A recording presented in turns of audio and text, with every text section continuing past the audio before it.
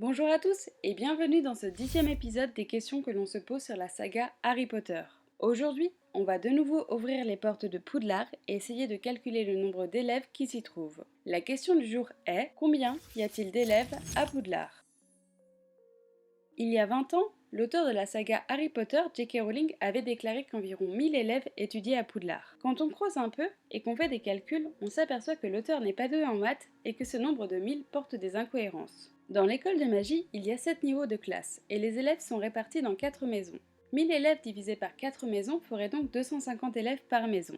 Et 1000 élèves divisés par 7 niveaux de classe, ça signifierait que chaque année, 142 élèves entrent par niveau, soit environ 35 élèves par maison. Durant l'année d'Harry, on est loin de connaître 35 étudiants qui vont à Gryffondor. On connaît l'identité de 5 garçons, Harry, Ron, Neville, Dean et Seamus. 3 filles sont connues aussi, Hermione, Lavande et Parvati. 2 autres filles appartiennent également à Gryffondor mais on ne connaît pas leur identité.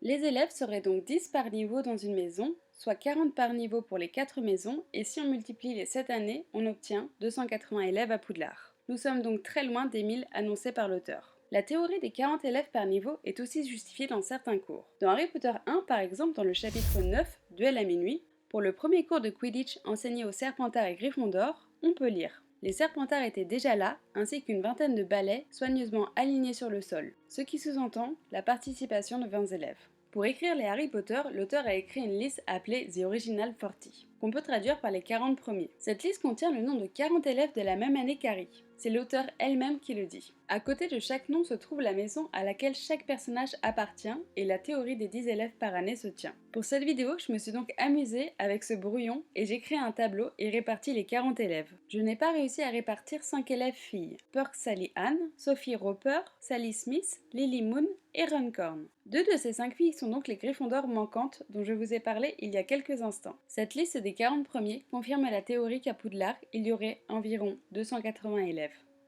Dans Harry Potter 3, dans le chapitre 15 intitulé La finale de Quidditch, on peut lire: les 3 quarts de la foule arboraient des rosettes écarlates et agitaient des drapeaux, ornés du lion de Gryffondor. Quelques mots après, on lit: derrière les buts de Serpentard, en revanche, 200 élèves étaient habillés de vert.